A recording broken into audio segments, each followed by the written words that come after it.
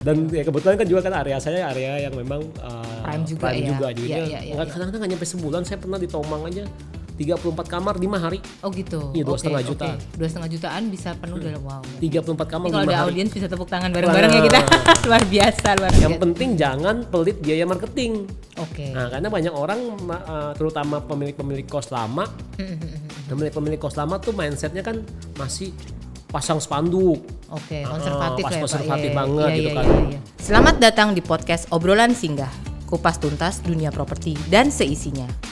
Di episode kali ini kita membedah strategi Cahati Lokodok bersama narasumber yang berpengalaman di dunia properti. Ini dia Pak Joni yang berhasil mengakuisisi 1.500 kamar kos. Buat yang mau tahu cara pilih lokasi yang profitable, jenis kos yang banyak diminati, sampai cara bangun kos yang bisa balik modal cuma dalam 3 tahun, temukan jawabannya di podcast Obrolan Singgah.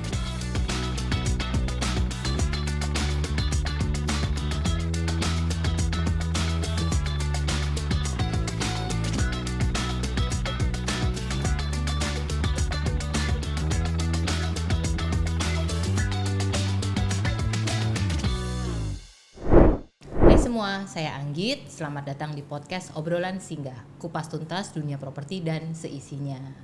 Nah, teman-teman yang bercita-cita jadi pemilik kos ini pernah membayangkan nggak bisa punya 1.000 ataupun bisa akuisisi 1.500 kamar dalam waktu 8 tahun aja. Nah, hari ini di episode kali ini kita kedatangan nih pemilik kos yang sangat berpengalaman, sangat sukses dalam bisnis kosannya, yaitu Pak Joni. Selamat datang Pak Joni. Ya, Bang Anggit. Kabar baik? Baik. Sehat-sehat? Sehat-sehat. Oke, siap. Kita langsung ngobrol-ngobrol aja ya Pak ya? Iya. Oke. Nah Pak Joni mungkin boleh cerita nggak kenapa sih dulu Pak Joni kemudian memutuskan untuk memilih bisnis kosan dan awalnya tuh seperti apa gitu ceritanya? Oke, ini ceritanya dari mana ya? Dari titik mana harus diceritain dulu? Oke. Ya saya kan dulu kan memang awalnya waktu dari SMA itu kan saya kan bisnisnya MLM. Dari sejak SMA saya sudah join bisnis MLM. Itu Pak Joni di Jakarta ya? Jakarta aslinya? tuh. Oke. Asli Jakarta saya. Dari tahun 2003 sampai 2010 tuh. Oh lama juga. Iya 7 tahun. 7 tahun. Okay. Jadi dapat uang miliaran pertamanya memang dari MLM. Oke. Terus mental juga dapat dari sana. Terus terpaparnya kan passive income gitu kan. Ya kan terpapar wah harus passive income, jangan mau kerja gitu-gitu terus kalau otaknya dicuci terus tiap hari ya kan. Sampai kinclong tuh otak. Tercuci gitu terus. Nah, 2010 saya berhenti dari MLM tuh. Setelah berhenti dari MLM saya bingung tuh mau ngapain tuh. Ya sempet kayak dan ada dana yang bisa dana sih nggak banyak juga. Ada dana tapi nggak banyak. Saya waktu itu karena memang mulai dari nol banget, jadi ada rumah, beli rumah, ada rumah di PIK gitu kan, ada mobil, terus masih di usia muda udah bisa kayak gitu. Tapi setelah selesai dari situ kan udah bingung tuh kayak orang linglung lah sebenarnya. Kita berhenti di sini ngapain lagi nih gue ya? Mau ngapa-ngapain kayaknya, aduh males gitu. Kalau nggak passive income males gitu ngerjain gitu kan. Nah dari tahun 2010 sampai 2012 lah itu gabung teman, join bisnis ini, join bisnis itu. Oh bermacam-macam ya Pak ya, explore ya. Okay. Join teman ya ketipu temen lah, nggak ngerti inilah, nggak ngerti itu, main invest duit gitu kan, gabung-gabung. Bangkrut lah banyak tuh, jadi rumah sampai kejual, mobil sampai dijual juga. Oh gitu, iya. Bangkrut tuh sampai bisnis tongkang lah, bisnis buka toko Tanah Abang lah, iya ada 3-4 bisnis lah. Oke. Nah kemudian gak lama tahun 2012 akhir tuh 2012 pertengahan kalau nggak salah ya, ada teman lama saya, teman MLM saya tuh dulu datang ke Jakarta. Dia bilang mau ngapain nih, mau ikut workshop nih, dia bilang mau ikut belajar, dia bilang bisnis workshop apa, workshop properti dia bilang katanya kan. Saya bilang ya udah kita ketemu lah, saya anterin ya ke workshop dia, saya anterin lah ke sana. Bapak sih awalnya nganterin aja. Anterin doang. Oh gitu. Habis nganterin, habis itu juga setelah 2 hari juga saya yang jemput lagi. Gitu loh. Ternyata yang ngajar juga dulu bekas teman di MLM juga, sama-sama juga gitu. Yang ngajar properti juga gitu kan. Dan kenal Pak? Kenal. Kenal. Kita kenal dengan istrinya, suaminya ini yang ngajar tahu-tahu doang gitu kan. Nah, waktu itu judulnya seperti jodoh lah ya Pak. Seperti jodoh judulnya. Oke. Setelah 2 hari itu jemput dia pulang, dia bilang, wah ini lu harus ikut lo, bagus banget dia bilang nih katanya. Ini dari Jambi dia kan, teman saya nih. Ya udah nggak lama kemudian saya Desember ngikut 2012 tuh saya baca bukunya dulu, bukunya Property Cash Machine kan. Saya baca bukunya dari Pak Jo Hartanto tuh, itu guru saya tuh. Saya baca bukunya, wah ini saya ini yang saya tunggu-tunggu nih gitu. Wah passive income nih gitu kan, properti nih, propertinya bisa menghasilkan passive income gitu kan, diisi bisnis apa aja gitu kan, entah salah satunya kos-kosan gitu. Oh udah saya ikut workshopnya, ya dari situ setelah saya ikut workshopnya saya belajar, benar-benar pada saat saya belajar itu saya kayak istilahnya sampai semelek-meleknya ini yang saya tunggu-tunggu gitu. Oh gitu. Setelah lontang-lantung selama 2 tahun ini yang saya mau gitu. Oke. Nah dari situlah saya mulai memutuskan untuk wah saya harus pelajarin sedetail-detailnya nih gitu. Saya mau belajar ilmunya dari A sampai Z-nya, saya mesti ngulik-ngulik sampai habis gitu. Gitu. Terus perkembangannya gimana tuh Pak? Kayak kapan tuh Bapak mulai kemudian beli properti pertama gitu? Oke, 2012 akhir Desember saya belajar. Itu kan mesti kita masih mempersiapkan beberapa hal dulu lah ya. Karena kan kita nggak punya modal ceritanya kan, modalnya masih sangat minim gitu. Minim modal dikit-dikit banget lah, hanya sekian juta doang gitu, nggak sampai yang ratusan juta atau miliaran gitu kan. Jadi dengan berbekal modal yang ada dan ilmunya, saya di 2013 setelah 6 bulanan gitu, pertengahan 2013 saya mulai tuh jalanin tuh, dapat propertinya. Waktu itu masih nemu properti waktu itu masih kontrakan, kontrakan di daerah Cengkareng, dekat Taman Palem sana. Pinggir kali lagi gitu, sebenarnya agak kumuh gitu areanya, cuman ya udah deh sikat aja deh, pokoknya deh coba aja dulu. Saya ubah kontrakannya, saya naikin. Lu direnovasi juga Pak? Renovasi. Tadinya mau jadiin kos-kosan, cuman karena uangnya mau diisi barang-barang khusus, cuman karena uangnya terbatas gitu kan, jadinya tetap jadi kontrakan, cuma dipasangin AC doang gitu. Ada upgrade-nya lah ya Pak. Ada upgrade-nya sama dicat bagus gitu. Ya udah setelah saya pegang, saya pikir-pikir, wah ini kayaknya kalau dijual juga boleh nih, aslinya bisa dapat lumayan nih harusnya nih, dapat uang nih gitu. Saya coba-cobalah jual gitu kan. Saya istilahnya di flip lah, istilahnya dijual ya, lah.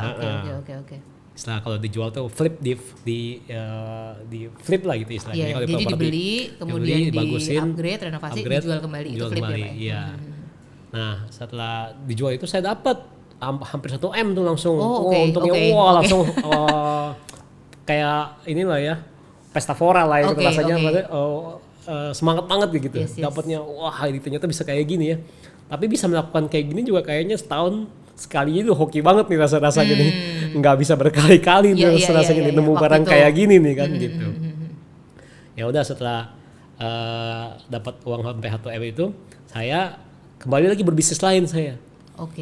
Kenapa nggak waktu itu meneruskan properti? Karena saya ngerasanya ya udah sambil jalan sambil nyari lagi deh pelan-pelan, dan itu kan belum tentu langsung dapat punya gitu. Karena saya berpikir dari 2012 Desember sampai 2013 pertengahannya saya butuh 6 bulan untuk nemu properti kayak gitu. Jadi Bapak memperkirakan kalau saya main lagi perlu waktu untuk sampai nemu. Berapa bulan lagi pasti mungkin setahun sekali itu udah setahun sekali 2 kali itu 2 kali udah hebat lah saya pikir gitu. Jadi ya udah saya sambil jalan, ada yang ngajakin bisnis, ya kakak saya ngajakin bisnis buka perusahaan MLM. Buka perusahaan MLM. Ya udah buka perusahaan MLM, kita buka perusahaan MLM dulu, jadi pemain MLM tuh saya buka perusahaan MLM. Kakak saya yang idenya dari dia semuanya buka, tapi ternyata nggak oke, bangkrut lagi. Jadi setahun tuh saya di sana habiskan waktu setahun, saya fokus, jadi propertinya juga nggak terlalu difokusin, mesti ngebangun perusahaan itu. MLM-nya bangkrut, saya juga habis lagi duitnya juga gitu pasti kan.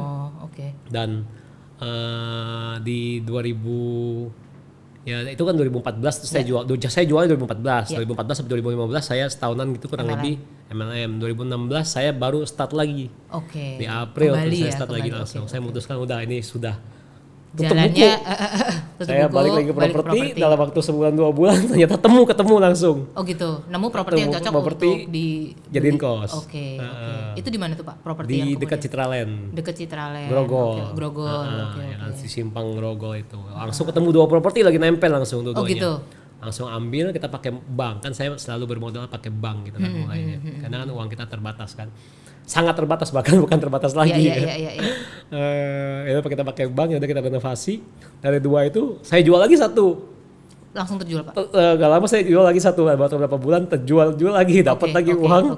Dan yang satu ini saya masih keep sampai sekarang sih buat kenang-kenangan. Kenang-kenangan kayak ada ini ya Pak, nilai nostalgianya lah ya, ini properti pertama yang membuat Pak Joni bisa sampai ke sekarang gitu ya. Iya, ini benar-benar dijadiin kos-kosan soalnya. Jadi kos-kosan dan ya dapat uang, dan dari situ saya setahun 2-3 kali sampai bahkan belakangan ini beberapa tahun terakhir terus setahun tuh bisa 5 sampai belasan properti setiap tahun. 5 sampai belasan properti yang setiap tahun diakuisisi dan dijual ya Pak berarti ya. Wow, dibeli dan dijual ya. Sampai akhirnya sekarang akuisisi total udah 1.500-an. Iya, kamar ya Pak. Saya rasa sudah lebih, saya harusnya sih malah ya. Oke. Strateginya Pak Joni itu berarti tadi satu flip, tapi juga ada yang disimpan ya Pak ya. Itu boleh diceritain nggak Bapak kayak berstrateginya itu gimana nih untuk sebenarnya punya portfolio banyak gitu? Sebenarnya memang saya nggak sengaja juga menemukan kayak gitu kan. Saya tadi awalnya saya pas coba-coba jual laku gitu, dan sengaja nggak sengaja sih sebenarnya ada unsur kesengajaan juga, tapi ternyata beruntung gitu kan. Beruntungnya tuh dengan mental yang saya punya, dengan skill yang saya punya, saya udah mungkin dulu belajar marketing, belajar ini, jadi akhirnya ternyata caranya gini nih. Yang enak kayaknya sambil ngumpulin kos-kosan, udah kadung nyebur di sana, sekaligus aja saya jadi semacam developer kos-kosan juga gitu.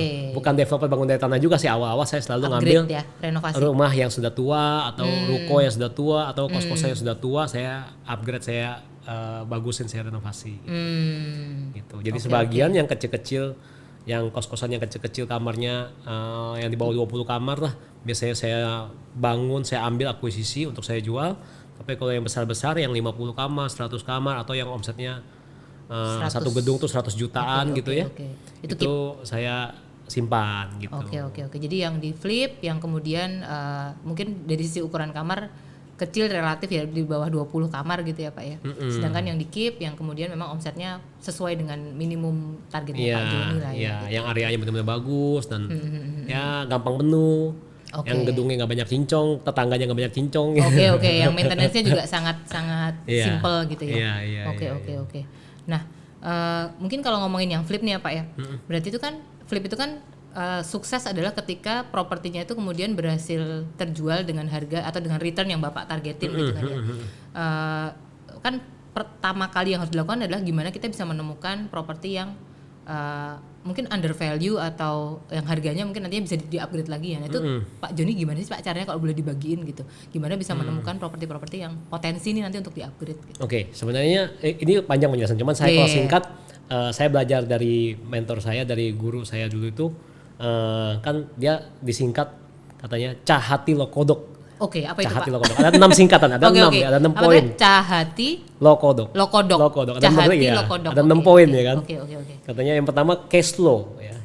Ca itu cash flow. Jadi perkirakan nanti setelah kita rombak jadi kamar-kamar ini kira-kira cash flow-nya itu bisa jadi berapa? Income-nya. Bisa nutupin cicilan atau enggak gitu kan. Nah, kan kita pakai bank soalnya kan. Nah, cash flow-nya seperti itu. Kita perkirakan dulu, sket-sket gambar-gambar dulu aja, atau kalau dia jadi kamar-kamar ya kita bisa rombak-rombak nambahin kamar atau kamar yang gede-gede kita belah jadi 2 gitu kan, atau nambahin lantai atau bagaimana lah gitu. Jadi intinya kita bikin kamar semaksimal mungkin, seefisien mungkin di sana supaya cash flow-nya maksimal juga. Jadi dari space yang ada gimana caranya maksimal ya jumlah kamarnya gitu ya Pak. Jadi kita mesti hitung dulu nih kan, supaya nggak ini dari 6 poin ini supaya kita si properti ini layak dibeli lah istilahnya gitu kan. Yang kedua kan hanya tuh harga, ya harganya harus di bawah pasar gitu kan. Nah, saya kalau harga di bawah pasar ini saya pertama kali memulai dulu, saya selalu memulai dari yang dekat dengan rumah saya gitu. Jadi, karena Bapak udah kenal areanya. Jadi kalau enggak saya targetkan setengah jam lah dari rumah saya gitu. Saya kasih satu titik, paling banyak 3 titik deh. Rumahnya di mana Pak dulu Pak? Cengkareng. Cengkareng. Jadi saya kasih 3 titik. 3 titik area saya mau, terus dari titik itu radius 2-3 km deh gitu. Misalnya waktu itu saya tentuin dulu sih idealnya kan tentunya Binus, Palmer ya kan, Manggisan, Untar, Grogol kan. Satu lagi rumah lama saya sebelumnya pertama kali saya memulai MLM itu di Mangga Besar. Di Mangga Besar. Ya, makanya kos-kosan saya rata-rata di situ area. Iya, yang Bapak sangat paham lah ya marketnya seperti apa gitu. Jalan-jalan. Jadi saya titik tertentu itu ya radius 2-3 km dari sana udah kider-kiderin aja, muter-muterin aja. Oke. Ya, jadi kita tahu harga pasaran di sana tuh sekitar berapa sebenarnya. Dan yang under value itu sebenarnya berapa gitu ya Pak ya. Potensi di upgrade berapa, nanti ketika kita jual bisa berapa gitu kan. Iya. Nah, 2 ini sih penting sih. Sisanya Cahati Lokodok kan tadi gantinya ya motivasi penjualnya gimana, apakah dia urgent atau enggak jualannya. Semakin dia urgent jualnya semakin kita bisa nego harganya. Mendapatkan harga yang terbaik harga terbaik. Oke. Kalau dia urgent mau berobat, urgent mau keluar negeri, ada kebutuhan urgent lah ya. Iya, gitu kan. Urgent mau kasih saya acuan, nah, bisa juga. Boleh. Bisa ya. Panggilan Tuhan kayaknya. Panggilan Tuhan gitu. Ini Pak Joni, saya mau kasih cuan ke Pak Joni. Oke. Nah, motivasi. Terus kemudian baru Lokodok kan lokasi. Lokasinya saya selalu benar-benar supaya saya nanti satu hari nanti saya jualnya gampang. Baik itu jual kamar maupun jual propertinya, saya mesti pilih lokasi yang benar-benar prime gitu. Jadi dari saran saya kalau buat teman-teman mungkin ya terdekat dari rumah kita, di situ ada apa yang paling prime, misalnya ada sekolahan, ada kampus lah misalnya kampus, ada rumah sakit besar, perkantoran besar, pabrik besar, gudang besar. Yang kira-kira orang membutuhkan tempat tinggal di mana gitu. Yang areanya udah jelas-jelas di sana memang banyak kos-kosan juga gitu kan. Kosannya mahal-mahal kalau bisa gitu kan. Nah, itu lokasinya harusnya seperti itu. Nggak perlu sampai yang di pinggir jalan raya besar, kan itu pasti mahal kan jadinya. Iya, betul. Mungkin saya carinya satu agak mobil masuk gitu ya. Agak masuk belakang jalan kelas 2-nya lah.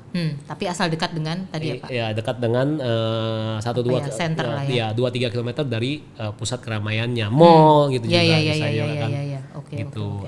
Atau pasar apa gitu kan. Jadi pasti banyak kos-kosan di sekitarnya itu yang bersupport. Dan kita jadi jual kamarnya gampang, mau jual propertinya juga gampang karena areanya sudah prime. Dan istilahnya kalau bisa kita lihat 10 tahun ke belakang area itu pernah sepi gak gitu. Ya, kalau 10 tahun aja nggak pernah sepi atau 20 tahun bahkan nggak pernah sepi, malah ramai terus. Stabil rame gitu, aman gitu ya Pak. Dia udah forever good lah ya. Meskipun katanya kalau sekarang mangga besar katanya kan kos-kosannya kos-kosan cewek malam atau gimana, tapi saya kan memang targetnya bukan itu. Soalnya juga banyak kantor sih soalnya.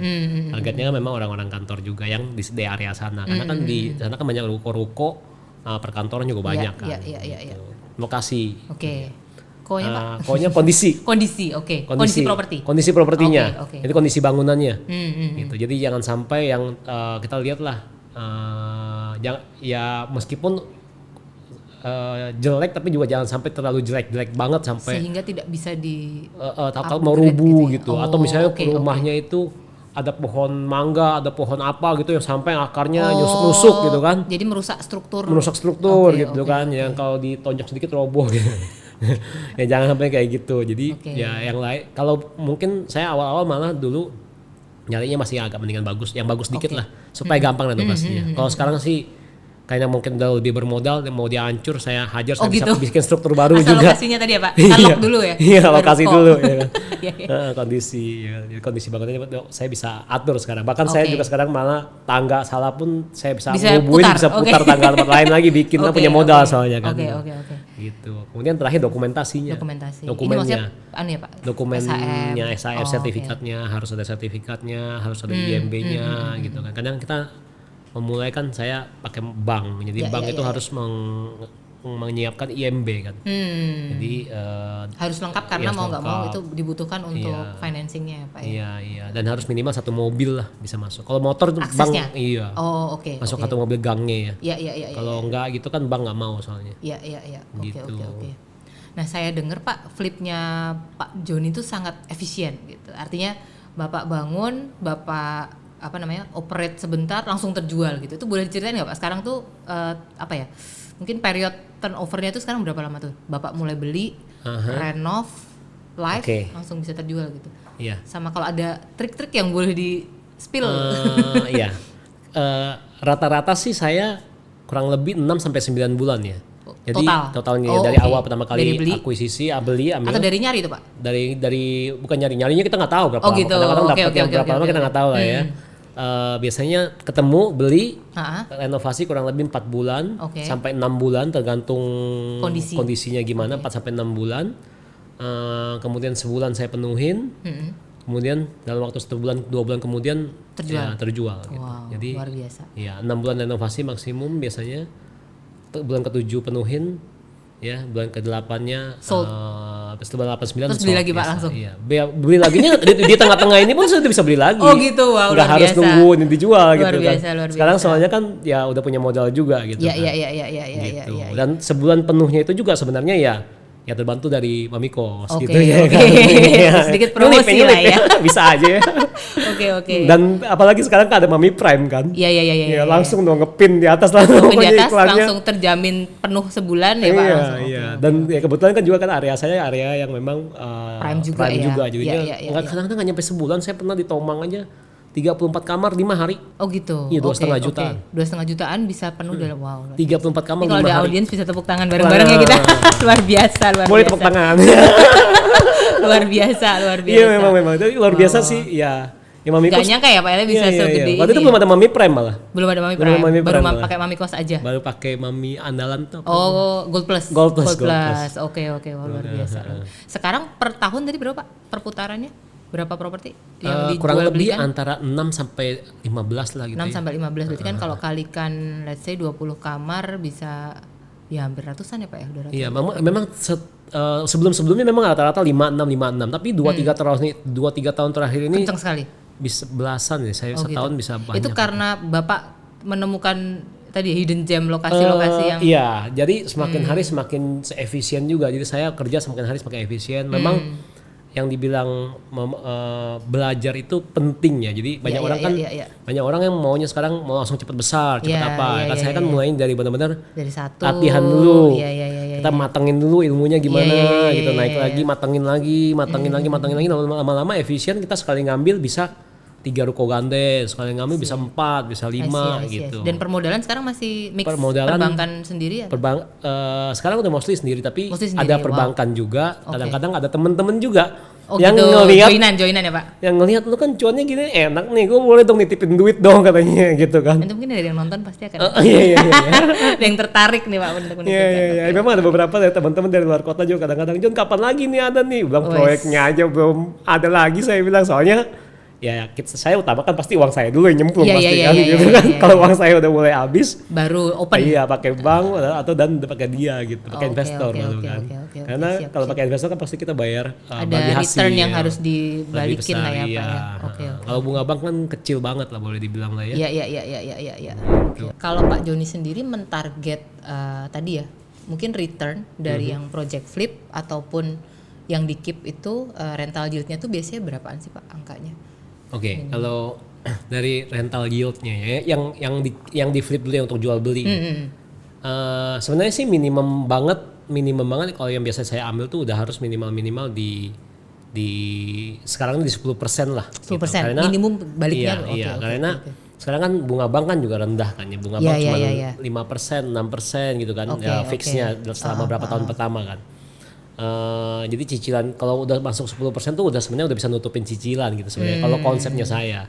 Tapi kan karena kan saya kan nggak punya modal, biasanya saya berusaha gimana caranya supaya cicilannya ditanggung anak kos gitu kan. Tapi memang nggak mudah gitu, nggak semudah itu mencari barang itu, memang lumayan prosesnya gitu.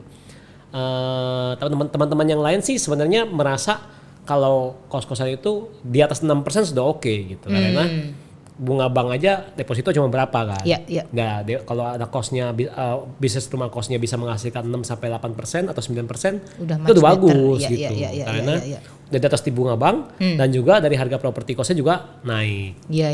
Gitu. Nah, kalau untuk jual beli biasanya ya saya ambil 20% pun 20% sudah oke lah untuk dijual. Istilah kayak dagang barang kita retail.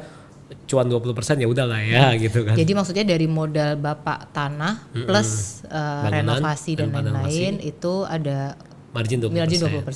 Setelah dijual gitu ya Pak ya? Setelah dijual. Oke. Kalau waktu Bapak mentarget gak sih Pak? Jadi misalnya ini tuh saya berani karena ini saya yakin bisa terjual dalam waktu 1 bulan atau 3 bulan gitu. Kalau misalnya udah lewat dari itu saya nggak mau ambil gitu. Ketika memutuskan ini properti ini mau saya ambil apa enggak? Saya sih nggak berpikir dari ini akan terjual dalam sebulan atau 3 bulan. Saya berpikirnya nggak begitu pertama kali ngambil. Saya berpikirnya pertama kali ngambil adalah lokasinya nih udah harus lokasi yang super prime-nya, karena saya ingin memberikan value juga yang bagus untuk si pembelinya nanti kan, supaya dia juga kan orang mau beli kayak gitu udah keluar uang miliaran, pasti kan orang kan juga berharap bisa panjang kan. Betul. Secara lokasinya, secara bangunan juga saya isi barang-barang yang bagus lah gitu, standar minimum lah benar-benar. Jangka panjang lah ya Pak. Jangka panjang lah ya kan. Kita nggak bilang HP yang kualitas bagus yang kayak perumahan di Peak atau apa gitu. Kita nggak pakai yang kayak gitu enggak.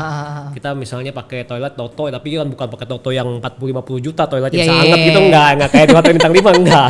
Tapi minimal udah Toto lah gitu. Jadi udah bagus, kasih barang-barang yang saya pemipaan semua juga, plumbing sama kabel-kabel semua saya ganti. Itu biasanya yang direnovasi apa aja sih Pak? Kalau Bapak nemu bangunan nih entah dia kos lama atau tadi ruko ya Saya Pak? sih sebenarnya semua ya. Semua, oke. Semua kecuali benar-benar sisa kulitnya doang. Frame-nya doang. Tinggal frame-nya doang. Oke. Kadang-kadang sekat-sekatnya semua juga dijebol ulang juga. Oh gitu. Karena tidak sesuai dengan karena tidak maksimal kali ya. Tidak maksimal gitu kan. Kalau yang sudah kurang lebih maksimal ya udahlah. Tetap kita pakai sekat-sekat yang lama kalau dia bentuknya udah kos-kosan. Tapi kalau bentuknya rumah yang banyak sekat-sekat aneh-aneh saya pasti jebol. Tangga pun kadang-kadang saya pindahin gitu. Oke. Terus keramik diganti jadi granit gitu. Terus pipa-pipa, plumbing semua MEP semua saya ganti jadi baru. Toilet bikin baru. Ya kan? Jadi semua tinggal kulitnya doang, ya tinggal tembok-tembok sama strukturnya aja paling.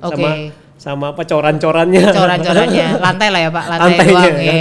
Itu pun kan udah diganti keramik atau granit gitu juga kan semua. Gitu. Prinsipnya kualitasnya kita pastikan bisa jangka panjang untuk kasih istilahnya untuk yang beli itu biar value-nya juga dapat gitu kan Pak. Dia udah keluar duit miliaran. Ya nggak beli kucing dalam karung lah ya. Dia emang kita pastikan bagus. Dia udah keluar duit miliaran kan kita maunya juga panjang gitu kan. Meskipun kadang-kadang ya namanya mandor kerja atau apa sebagainya, kadang-kadang kita nggak tahu ya hujan gede apa ada bocor mana, ada kadang-kadang 1-2 sih tetap ada lah. Jangan kan yang buat saya flip, yang saya keep aja, saya simpen aja. Hujan gede juga kadang-kadang bocor juga gitu kan.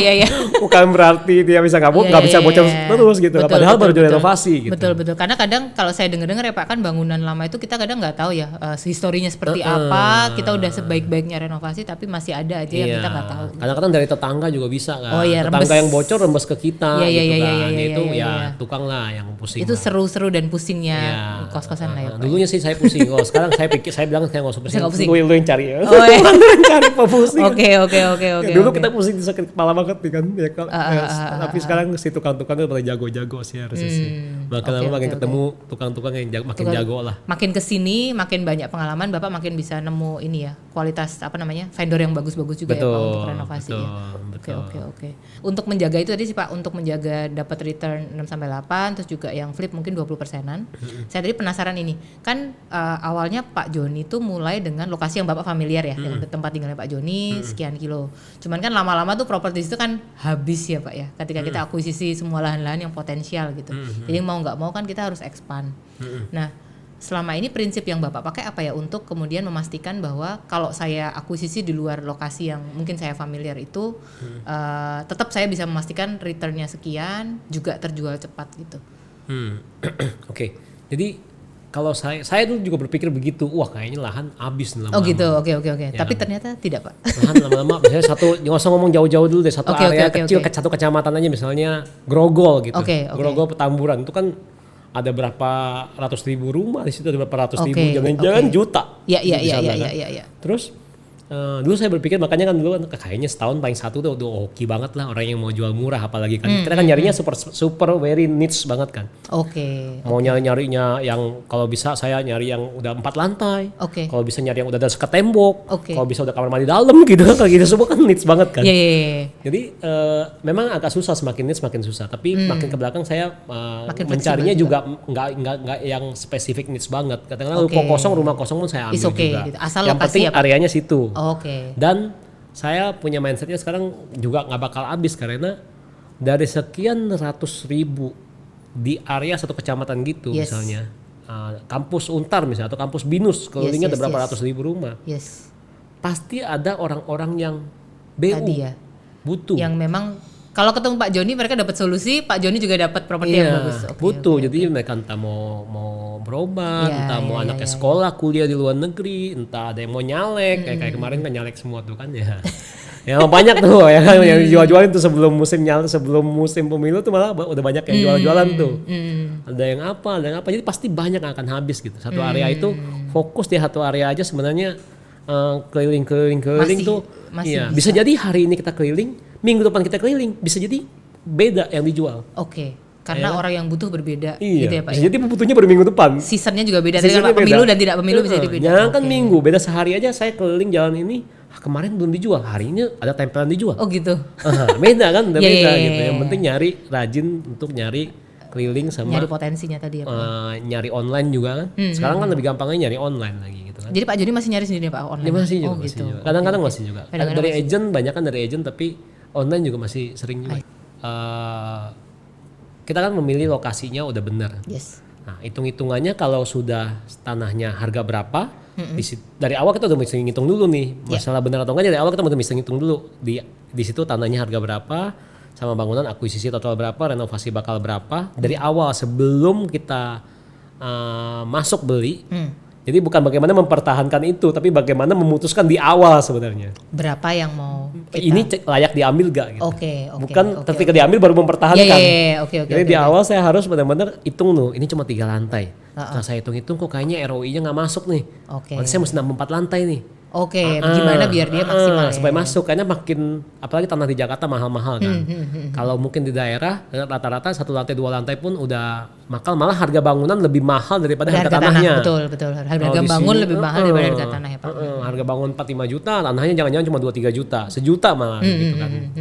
Jadi dari awal kita sudah mesti memutuskan ini layak diambil gak, ini ROI-nya masuk gak. Nah masalah penuh gak penuh, saya tadi saya bilang kalau areanya sudah super prime di kota Anda misalnya, di mana cari mall yang besar, cari rumah sakit besar, cari area yang memang sudah super rame, udah pasti di situ, itu kemungkinan besar pasti laku gitu. Yang penting, penting jangan pelit biaya marketing. Nah, karena banyak orang, terutama pemilik kos lama, pemilik kos lama tuh mindsetnya kan masih pasang spanduk. Konservatif banget gitu kan. Terus mau iklan Mami Kos, saya masih lihat teman-teman juga yang di grup-grup kos-kosan masih komplain gitu. Oh, Mami Kos iklannya mahal ya apa ya? Ya mahal atau enggak saya nggak tahu, relatif lah ya. Tapi maksud saya kalau kita pelit sama marketing, ya saya sih budgetin 10% lah maksimal gitu dari harga kamar. Untuk misalnya contoh 20 kamar kos saya launching gitu kan. 20 kamar kali 2 juta 40 juta kan. Ya. Berarti sebenarnya ada 4 juta max budget marketing untuk awal, untuk gempur sampai penuh dulu gitu kan. Oke. Jadi sebenarnya gitu ya. Ini jangan jadi ide buat Mami Kos buat naikin harga iklan. Enggak kok, tenang. Oke. Jadi maksud saya, daripada saya kehilangan omset 2 juta satu kamar misalnya. Mendingan saya keluarin 200.000 kan. Ya, ada banyak orang yang 200.000 itu nggak mau ngeluarin itu. Jadi makanya akhirnya nggak nyampe ROI-nya, nggak nyampe omsetnya nggak nyampe karena kehilangan omset itu gitu kan. Iya, jadi returnnya juga nggak masuk. Nggak mau keluarin 10%, kehilangan omset 100%-nya kan. Dan kehilangan, kalau flip tadi kehilangan kesempatan untuk jual cepat juga kan Pak sebenarnya. Karena mungkin pembelinya udah dapat yang lain yang lebih bagus achievementnya. Ya paling berikutnya ini sih Pak, resiko apa yang menurut Bapak tuh perlu diperhitungkan selain tadi ya, selain kemudian kan yang pertama pasti lokasi banget ya. Kemudian ada risiko-risiko lain nggak sih Pak dalam operasional misalnya gitu, yang kemudian memang perlu diperhitungkan sama pemilik kos? Untuk mempertahankan okupansi, kemudian return gitu. Resiko ya. Dalam pengelolaan gitu ada nggak sih Pak? Saya sih selama ini sih kebetulan tidak mengalami masalah itu, isu karena yang besar ketika isu yang besar pengelolaan nggak ada kayak pengelolaannya, semua rata-rata oke aja dan penuh aja semua sejak awal mulai, karena saya mungkin karena basicnya saya orang marketing sebelumnya. Saya ngerasa marketing itu penting, copywriting penting, kasih add value penting gitu ya. Kasih add value maksudnya benar-benar barang yang kita kasih itu benar-benar bagus gitu. Iya. Kan? Exceeding mungkin ya, exceeding dari misalnya kan kalau nggak salah kan kosannya Pak Joni itu nggak cuma jual kamar aja tapi juga ada servis dalamnya kan Pak. Iya, saya kasih pokoknya maksudnya benar-benar barang bagus karena mindset orang mungkin yang punya kos zaman dulu kan anak kos ngapain sih dikasih bagus gak bagus gitu, lampu dikasih yang gelap-gelap yang udah mau mati hidup kayak di film setan gitu kan, gelap-gelap remang-remang semua gitu, kita kasih lampu yang benar-benar terang kamarnya kalau bisa sampai dia silo matanya sakit kalau bisa, enggak sampai selebay itu sih. Waduh, cuma maksudnya mesti terang gitu, kasih lampunya mesti kasih lampu yang bagus dan servisnya bagus, kasih barang-barang bagus lah istilahnya. Atau kalau nggak usah bagus, kamu minimum lah misalnya gitu. Jangan sampai kita kasih yang jelek-jelek semua. Gitu. Jadi prinsipnya Pak Joni gini kan, ketika kita pastikan satu bangunannya oke, fasilitasnya oke, values yang kita kasih ke anak kos oke, itu sebenarnya resikonya sangat rendah untuk ada hal-hal aneh-aneh lah ya di saya biasa evaluasi okupansi saya dari 4 hal sih. Apa tuh Pak? Yang pertama, properti kita sendiri kan pasti mesti dibagusin kan. Propertinya ya isinya, struktur gitu ya, kebersihannya gitu kan. Jadi isi dari si kamar kos itu sendiri dan servis di dalam kamar kos itu sendiri, fasilitasnya semua memang harus terjaga, terawat gitulah, dan berfungsi dengan baik lah gitu. Ya, dapur-dapurnya gitu kan. Contoh lagi ada orang yang maksudnya pelit sama gas gitu, gas aja suruh isi masing-masing. Padahal gas satu tabungnya 20.000. Biar kalau dijadiin catering sama dia juga kayaknya nggak bakal habis 5 tabung cuma 100.000 gitu kan, jadi kan sebulan kan juga nggak bakal ini gitu. Jadi saya udah ini aja, udah kasih aja tabung gas gratis aja, ngapain tabung gas patungan masing-masing kayak orang bener. 20.000 bikin sakit kepala. Satu propertinya, kedua saya adminnya. Jadi nah tapi sebelum masuk admin ini sebenarnya biasa setting marketingnya lah, marketing platformnya lah, mau iklan di mana gitu. Kita mesti foto yang bagus, kita mesti makanya Mak Mikos kan nyiapin jasa foto juga gitu, itu penting gitu, foto bagus, terus pasang iklan, listingnya juga maksimal ya, bayar marketingnya gitu ya. Nah dari sini kan yang nangkep siapa? Admin, atau kalau misalnya kamarnya masih sedikit ya kita sendiri kan. Yang balas chat gitu kan. Jadwal survei gitu ya. Kita mesti cepet karena zaman sekarang serba cepet, kadang-kadang kayak beli di toko online dia nggak dijawab 30 menit, nggak dijawab 1 jam. Dia ke kosan lain. Udah pindah. Pindah dia akhirnya. Saya udah survei kosan, udah bayar di tempat lain gitu kan. Nah, jadi jangan sampai balasnya lama. Terus kita menjelaskan si admin tuh juga mesti menyiapkan draft copywriting jawaban yang clear ya Pak. Clear, panjang dan sekali kan sekarang udah bisa ada auto text gitu ya. Iya, jadi kan gampang gitu. Jadi cepat bisa jelasin panjang. Nah, kemudian lagi mbaknya saya pasti trainingin. Ini penjaganya maksudnya Pak ya? Iya, mbak kosnya. Penjaga kosnya. Jadi si penjaga kos kan juga benar-benar harus ya ramah, menjelaskannya dengan lengkap pas dia datang gitu, pas orangnya survei kan, supaya masuk gitu. Benar-benar diajarin saya siapin satu video. Lu tonton ini ya. Tonton ini caranya gini ya, jelasinnya fasilitasnya dijelasin secara lengkap semua. Di kamar secara urutan semua saya jelasin ada ini. Di ruang tamu ada apa, di mana ada apa, semua mesti dijelasin semua sampai orangnya ngerti gitu benar-benar gitu. Dan kita ramah, dapat informasi semua yang dibutuhin gitu ya Pak ya. Oke. Nah, habis itu berarti tadi udah lengkap tadi. Propertinya, iklan marketingnya, adminnya sama mbak kosnya. Itu 4 poin yang Bapak jagain lah ya. Evaluasi jaga kalau misalnya okupansinya turun nih ngejlok nih. Pasti salah satu dari yang mana ya? Apakah marketingnya kurang banyak leads-nya gitu kan misalnya. Apa leads-nya udah banyak? Leads-nya semua pada kontak adminnya lupa follow up atau gimana gitu, lupa jawab atau gimana. Ya yang sampai sini sampai ke admin banyak yang chat tapi yang survei kok dikit. Berarti dari sini ke sininya nih. Dropnya di mana gitu ya Pak ya? Kan?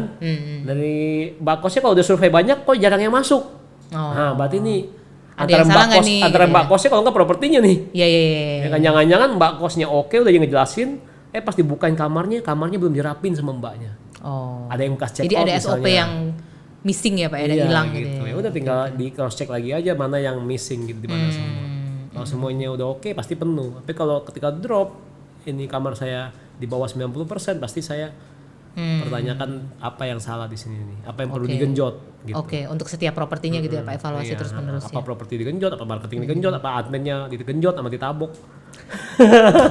Tabok. Oke. Gak ada bercanda lah ya itu. Tabok lah ya Pak. Bercanda ya, tabok halus lah ya. Tabok halus gitu, diperingatkan. Atau mbaknya mesti ditabok juga gitu misalnya kan diperingatkan lah misalnya gitu. Iya. Oke. Siap. Gitu sih.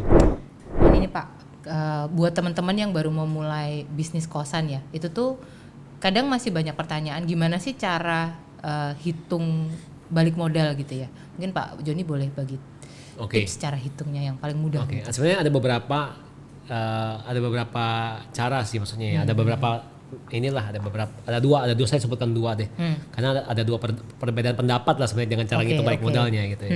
Yang pertama biasanya orang kan umum kan pokoknya berapa modal yang gua keluarin langsung terhadap omset tuh berapa gitu. Jadi misalnya contoh modal yang dikeluarkan misalnya saya pilih angka kalau di Jakarta dengan kosan yang 20-30 kamar misalnya 6M gitu misalnya ya. Oke. Ini termasuk tanah dan bangunan? Tanah dan bangunan ya. Harga tanah dan bangunan 6M termasuk furniture, elektronik semua udah dikeluarin semua 6M nih misalnya gitu. Kita bulatkan dulu aja angka 6M. Nah kemudian ternyata si income cost-nya itu kita bulatkan juga 50 juta sebulan. Net ya, setelah OPEX ya. Setelah biaya-biaya mbak, listrik, inilah itulah semuanya 50 juta netnya gitu. Kali 50 juta itu kan kalau dikali 12 bulan berarti 600 juta kan. 600 juta dalam 1 tahun. Nah, berarti 600 juta kalau dibagi kalau 6M dibagi 600 juta kan 10 tahun nanti kan. Nah, 10 tahun balik modalnya. Atau 600 juta dibagi 6M 10% ROI-nya gitu kan. Return on investment-nya 10%. Ya 10% tuh which is sudah bagus dibandingkan bunga bank jauh lebih bagus lah. Belum kenaikan harga tanahnya, propertinya gitu kan. Tanahnya maksud saya. Ya. Terus ada lagi itu tadi pendekatan satu ya Pak ya? Pendekatan satu. Terus ada lagi yang bilang sebenarnya kalau bisnis properti seperti hotel atau kos-kosan itu sebenarnya tanahnya nggak boleh dihitung katanya. Sebenarnya bisnis-bisnis lain juga bisnis-bisnis lain juga banyak yang tidak menghitung harga dari properti atau tanahnya itu. Karena contoh kayak bisnis restoran misalnya. Ini tanahnya itu nggak dihitung, biasanya yang dihitung adalah restorannya. Tapi bangunannya dihitung ya Pak ya? Bangunannya, restorannya, interiornya, ya kan alat-alat yang sudah diinvestasikan di dalam gitu kan. Ya sama seperti kosan, berarti bangunannya dan interior dalamnya dan elektronik semua yang ada di dalamnya itu kan. Karena itu yang depresiasi, yang turun nilainya. Tanah kan harganya naik terus malah. Istilahnya kalau bisnis cost-nya bangkrut pun tanahnya kan naik gitu naik kan. Terus, meskipun bangunannya ini kan. Itu kenapa kemudian ada pendekatan dua yang tidak menghitung tanah tadi ya Pak? Karena tanah pasti naik ya. Iya. Jadi dihitung misalnya tadi ada harga 6M, ternyata harga tanahnya harga bangunannya itu 6,4 harga bangunannya itu 3,6M misalnya. Tanahnya 2,4. Bangunan buildingnya sama isinya keluar 3,6 misalnya. Nah, kalau 600 juta setahun berarti kalau dibagi 3,6 bagi 600 6 tahun 6 tahun balik modal. Gitu. Oke. Ya tergantung makanya dapat bangunannya atau dapat tanahnya harga berapa itu kan mesti dihitung kira-kira gitu. Ya. Kalau Pak Joni biasanya pakai pendekatan yang mana? 1 2. Saya satu yang pertama aja. Jadi ya saya menganggap kalau tanahnya itu sudah tanah naik itu bonusnya saya lah. Gitu. Jadi saya udah menganggap 10, berarti saya bilang kan 10% tuh minimal saya harus dapatkan supaya bisa nyicil bank itu. Ya itu berikut harga tanahnya. Gitu. Tanah dan bangunan jadi 10% ini ROI terhadap harga keseluruhan tanah karena dan bangunan. Karena kalau kita permodalan pakai bank mau nggak mau tanahnya juga masuk sih ya Pak. Ya saya ngitungnya gitu karena saya pakai bank soalnya. Tapi buat teman-teman kadang-kadang kan ada yang memang sudah punya rumah dari orang tuanya, sudah punya tanah dari orang tuanya gitu kan, atau dari mana ya. Dari calon mertua indah misalnya kan. Ya bisa itu kan jadi privilege. Kalau yang itu mungkin memang pendekatan dua lebih cocok ya Pak ya. Betul. Saya bahkan ada teman yang dia punya kos-kosan di Kuningan di seberangnya mall di seberangnya Ciputra itu loh. Seberang mall Ciputra itu tanahnya 180 juta per meter. Oke Pak. Dijadiin kos-kosan gila nih, gue nginjak sepetak doang 1 meter kayaknya Kalau 80 juta nih yang diinjek nih gitu kan. Tapi itu warisan. Itu warisan dari ayahnya. Kalau gitu. dihitung pendekatan satu enggak cocok. Itu bisa bangun hotel, bangun gedung. Dia bisa bangun, dia cuma 4 lantai kalau nggak salah, tapi kalau masuk akalnya kan sebenarnya bangun gedung. Kalau 30 lantai kan jadi kan sebenarnya harga tanahnya ini dibagi 30.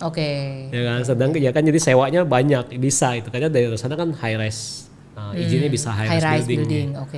Iya, bisa bangun perkantoran, bisa bangun mall, bisa bangun hotel gitu ya? gitu. Sampingnya pom bensin Shell lagi, wah mantap sekali. Jadinya itu lokasi yang super prime sebenarnya ya. Depannya mall ini mall besar kan. Mall besar betul. Iya, gitu. Oke. Ada tips nggak sih Pak supaya kan gini ya, kadang-kadang tuh ketika untuk yang baru memulai bisnis kosan ya, ini kosan pertama saya nih, saya maunya interiornya sebagus mungkin, kelihatannya cantik mungkin karena ini kos-kosan saya, tapi nggak sadar modalnya bengkak gitu, terlalu besar gitu. Ada tips nggak ya untuk menghindari itu gitu Pak? Oke, tipsnya adalah memang dari awal harus diplanningkan dulu. Ya, berarti diplanningkan dulu dari awal kan. Jadi beli kosnya berapa. Meskipun kadang-kadang kita sudah planning pun ada meleset-melesetnya lah, ada margin errornya 10-20% harus dipersiapkan gitu. Tapi sebisa mungkin targetnya, kalau saya kan tadi saya bilang saya 10% misalnya ROI-nya. Jadi saya udah ngitung nih, saya beli propertinya segini, ntar saya mau renovnya berapa ya, misalnya tadi lagi nih saya udah beli propertinya 4M saya udah beli ini misalnya, tapi kan mesti banyak renov, ngisi barang, apalah inilah itu semua kan. Jadi 4M saya udah beli, berarti renovasi saya perkirakan 1M gitu kan. Renovasi sipilnya misalnya ya 1M, kemudian ngisi barang dapat 30 kamar misalnya, 30 kamar itu satu kamarnya ngisi barangnya 20 juta misalnya. Nah, ada 20 juta itu apa aja misalnya, Anda udah mesti list tuh AC, ya kan, water heater, furniture, meja, kursi, ranjang, ya kan, dipan gitu kan. Terus lagi ya sebenarnya malah kalau saya kasur biasanya pakai yang simple aja, nggak usah pakai dipan nggak usah inilah, benar-benar yang udah jadi satu yang minimalis aja. Yang minimalis yang jadi satu, yang bawahnya bolong gitu kan. Ya kan, jadi bisa kalau ada simpenan bisa taruh bawah. Nah, yang simple dulu aja kalau saya pertama kali mulai sih. Jadi nggak usah terlalu bagus-bagus, yang penting fungsionalnya cukup, dapat dan value-nya juga cukup ya. Gitu. Dan ya tadi kalau 1M furniture-nya 20, isi barang 20 juta per kamar, kali 30 kamar 600 juta jadi 1,6. Nah, sedangkan target saya maksimum 6M nih. Nah, saya siapkan 400 juta itu sebagai kayak jaga-jaga lah ya. Buffer aja lah. Buffer, ada error apa nih, nanti ada ternyata butuh tambahan ini, butuh tambahan itu. Karena mungkin kalau dia renovasi atau apa pasti ada hal yang kita nggak bisa prediksi di depan ya Pak ya. Iya. Jalan gitu. Iya. Kadang-kadang sih juga ternyata lewat dari 6M misalnya dari saya renovasi. Misalnya saya ternyata lewat gitu kan. Nah, setelah terjadi lewat itu, ya udah kita sekarang coba-coba nih. Kamarnya tadinya dijualnya mau targetnya dinaikin harganya 3 juta atau 2 juta gitu. Ya kita naikin 10% misalnya. Coba nih segitu. Jadi dulu. biar si omsetnya naik juga. Nyampe supaya angka ROI 10%-nya nyampe gitu kan. Iya, jadi ya tergantung ini sih sebenarnya sih. Kadang-kadang kan selera juga, kita ngisi barang. Tergantung tujuan kali ya Pak ya. Kalau tujuannya emang fokus memenuhi ROI-nya sih ya harusnya bisa harus dipres-pres, harus minim abis modelnya, bukan minimalis. Harus ambis. Harus minim abis. Minim abis, bukan minimalis. Iya, tapi kalau ada orang-orang yang memang sudah ideologinya, maksudnya sudah dia mau, bukan ideologi, sudah dia maunya, gue mau kosan gue cakep, gue punya duit, gue ROI kira-kira lah 6% aja udah oke gitu. Ya, fine juga. Mungkin dia sudah punya pride tersendiri, gue punya kosan udah mirip hotel bagus nih, tapi jualnya murah. Dan juga saya pernah ketemu juga orang yang dia bilang, karena dulu saya ngekos susah bayar, dia bilang. Sekarang ini saya ingin menyediakan kosan murah, dengan value yang besar gitu, orang-orang ya gitu, yang kayak gitu nggak bisa dilawan kan gitu kan. Ya saya juga nggak akan ngelawan gitu kan. Saya kalau jual kos, kamar kos saya selalu mahal memang. Gitu. Jadi jangan cari, buat Anda yang mau ngekos jangan cari kosan saya. Yang nonton. Gimana ini maksudnya? Oke. Yang nonton, tapi kalau nggak nonton kan nggak tahu. Oke. Tapi sebenarnya menurut saya juga saya memberikan value yang gini. Sepadan kali ya. Sepadan lah, karena banyak orang yang ngerasa sebenarnya mahal atau nggak mahal kan sebenarnya tergantung relatif lah ya. Ada orang bilang ya dulu lah kayak saya sendiri sama, banyak mindset saya dulu, ngapain orang nginep di hotel 5 juta semalam, gila cuma tidur doang gitu. Gue jadi korban sekarang. Kadang-kadang saya 5 juta, 6 juta, 10 juta, belasan juta saya cobain experience. Nah makanya ya ternyata duit itu mahal atau murah itu relatif. Tergantung orang itu ngerasa apa. Nah yang tinggal di kosan saya tuh rata-rata orang yang udah males laundry harus di luar, repot-repot keluar lagi atau ngitung-ngitung laundry lagi. Ini dia mau udah all in semua di dalam gitu. Memvalue convenience lebih ya Pak, ya? Membutuhkan convenience lebih gitu ya. Dapur masaknya juga udah bagus, alatnya lengkap, microwave ada apa lagi tuh, ada pokoknya semua panci-panci lengkap, ini itu lengkap gitu ya. Sendok mulu aja yang sering hilang saya punya. Tapi itu juga wajar, nggak tahu saya ditelan atau apa tuh sendok atau dibuang ya kan, itu udah umum. Nah kadang-kadang kayak gitu-gitu kan juga, ini belok sedikit sih maksudnya. Nggak apa-apa. Hal-hal yang hilang-hilang kayak gitu kan kadang-kadang kan sebagai pemilik kosan gemes kadang-kadang kan. Nah mindsetnya dulu sebelumnya saya kan, udah lah kalau gitu jangan dikasih lagi gitu misalnya. Tapi kan kita kan ya itu sudah adalah salah satu part of value yang diberikan. Ada kehilangan sendok, ada kehilangan garpu, ada kehilangan gelas, apa pasti ada kayak gitu. Itu udah part of the resiko bisnisnya gitu. Yang harus dihitung juga gitu. Jadinya ya kita tetap memberikan yang bagus juga gitu ke kos-kosannya gitu. Mungkin masih nyambung ke permodalan ya Pak ya, terutama buat yang baru mulai itu, ada saran nggak sih Pak, sumber modal itu kan banyak ya Pak ya? Ya tadi mertua indah, terus ada perbankan. Ada saran nggak ya Pak untuk kayak baru yang mulai itu sebaiknya mengeksplor sumber modal seperti apa, dari mana gitu? Ya modal itu sebenarnya kan bukan cuma uang ya kalau menurut saya. Itu kan kalau saya dulu dapat mindsetnya ya banyak lah dalam perjalanan bisnis kos saya ini. Saya juga punya mindset lama yang kuno, yang bodoh, yang istilahnya belum tahu, dan punya mindset lama yang masih kuno gitu juga. Akhirnya di-break semua, dipecahkan semua dari perjalanan kos ini juga. Jadi kalau buat saya sekarang ini modal itu kan adalah ya bisa disebut resources gitu. Sumber daya lah gitu. Bukan cuma uang, nggak melulu uang kan. Jadi kita punya teman juga modal kan. Gitu. Kita nggak punya modal uang, teman kita punya modal uang, bisa pinjem, bisa kerja sama. Gitu. Kita nggak punya modal uang, bank punya modal banyak uang kan, uang rakyat, uang rakyat ya. Bukan uang rakyat yang Anda pikir, bukan. Bukan untuk rakyat hasil korupsi, bukan. Ya apapun resourcesnya yang bisa dipakai, kita maksimalkan. Dari bank bisa, dari teman bisa, atau dari bahkan orang mungkin tua, mertua, ada rekanan yang sudah punya lahan. Bekerja sama kan itu sangat-sangat bisa ya Pak. Tinggal dihitung bagaimana benar-benar balik modalnya seperti apa, bagi hasilnya gimana, supaya jangan sampai berantem gitu kan. Terus lagi ada yang crowdfunding lagi sekarang. Oke. Gitu kan. Apa-apa crowdfunding gitu. Sekarang kan boleh ya, terserah kalau Anda memang berani mempertanggungjawabkan crowdfunding Anda ya bisa lakukan juga, dan banyak teman-teman saya juga yang melakukan itu, dan ya ada yang berhasil, ada yang nggak sesuai delivernya, ada juga gitu. Yang setelah crowdfundingnya berhasil tapi delivernya nggak ini juga ada juga, tapi namanya mencoba ya. Oke aja sih. Gitu. Karena sekarang artinya akses permodal, satu mungkin mindset tentang modal itu sendiri harus kita perluas ya. Sebenarnya nggak cuma uang gitu kan sebenarnya. Bukan cuma uang kita sendiri lah intinya. Bukan cuma uang kita sendiri, tapi seluruh resources yang sebenarnya bisa kita berdayakan untuk kita bisa akhirnya membuat si bisnis ini gitu kan Pak. Terus yang kedua adalah sekarang akses permodalan juga makin banyak ya dari online, offline, crowdfunding dan lain sebagainya. Yang penting mesti bisa ngitung bunganya berapa dan apakah bisa konsekuensinya gimana gitu kan. Anda tanggung jawabnya gimana, semua jangan sampai nyelip aja, jangan sampai ini bahaya juga gitu kan. Ini kan uang besar ya soalnya. Sebisa mungkin hitung baik-baik. Kalau belum ada ilmunya, lebih baik cari ilmunya. Nah saya suka kalau memulai sekarang ini saya kan udah menemukan pattern lah, lebih baik kalau memulai satu bisnis lebih baik belajar dulu ilmunya, baru kita mulai bisnisnya. Tapi terserah Anda juga, mungkin ada yang mau terjun dulu, pokoknya silakan aja, duduk dulu ya jejak sono ya terserah gitu. Kalau saya mendingan belajar dulu ilmunya kurang lebih kayak apa, baru terjun. Itu pun masih kejeduk juga gitu kan, apalagi nggak sama sekali belajar. Bisa bisa kejeduk senyungsep bisa ini gitu kan. Jadi saya ngerasa saat ini bisa sampai titik ini juga karena satu persatu kita pelajarin lengkap gitu jadinya. Satu persatu mulai dari step by step lah, mulai dari mungkin negosiasi caranya gimana, mungkin dari ilmu perbankan gimana, mungkin dari operasional nyari mbak katanya yang susah juga, saya juga saya nggak mengalami nyari mbak susah gitu. Terus juga Ya mungkin juga kayak kita punya vibes juga, maksudnya positif juga ya. Kita juga nggak pelit sama mbaknya gitu kan. Kita belajar maksudnya berhubungan dengan orang gitu. Ada banyak pemilik-pemilik kos yang mbaknya itu dikasih kamar nggak manusiawi gitu. Oh gitu. Ya kan, jadi ya mbaknya juga kabur-kaburan mulu gitu kan.